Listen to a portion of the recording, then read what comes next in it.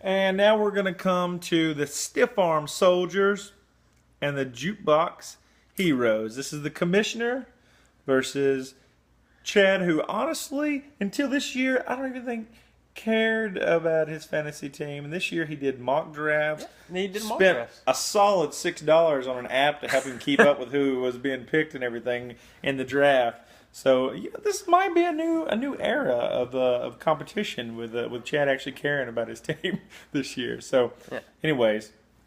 I'm just going to throw out there, Chad's app said I had the best team, and Fantasy Pro said I had the best team after we imported and the that draft was a $6 app. And that was a $6 app. $6 knows what it's talking about. I mean, you don't spend $6 for nothing. You don't spend $6 for nothing. I mean, how much did Mitchell? How much did you spend on the app that you used to draft, or was that Steven? No, it was Mitchell. That app that you drafted with a few years ago. And it said on there, draft David Wilson. How much did you regret that? Yeah. Was that a free app? Darren McFadden. Bad decision. Anyways, break this down. Break this down for us. Let's break this down. All right. Last night, Eddie Lacy got John Kuhn. Fuck John Kuhn. I hate him so much right now. He poached. He poached me. He vultured me. Otherwise, Lacy would have had a respectable 11 points, but he didn't. Anyways, let's get beyond that. Hey, where's Andre Ellington from your starting lineup? Oh, yeah, that's right. I moved Ellington out of my lineup. There was a bunch of news today on Twitter that he's having a foot issue, MRI, and may not even play Monday. It scares me. I was lucky I picked up Dwyer yesterday before the news broke as a handcuff, so maybe long-term he'll be okay. Now they're saying he might could play Monday. I don't know what's going on. He's out of my lineup. I put Eric Decker in the flex and moved Gerhard up to my RB2. But let's start breaking this down.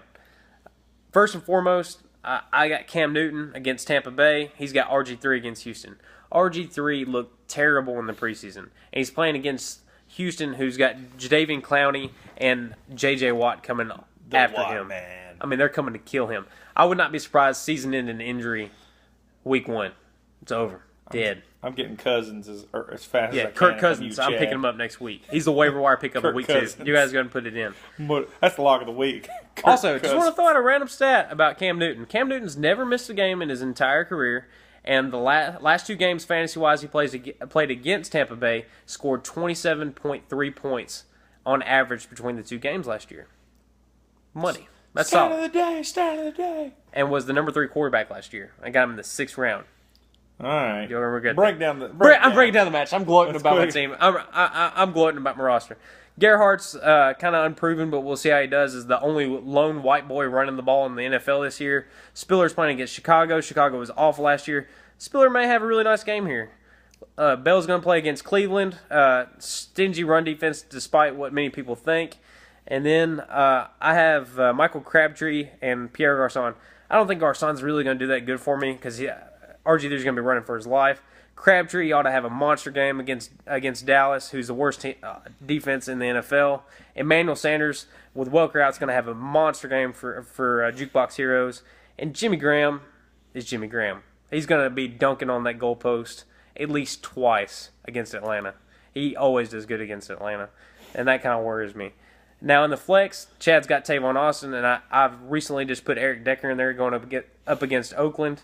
I feel pretty good about that. I think I have an advantage there.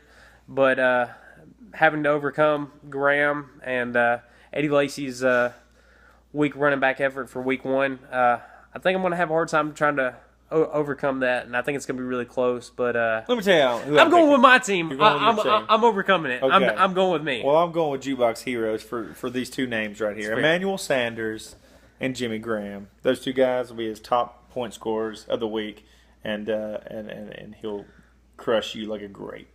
No.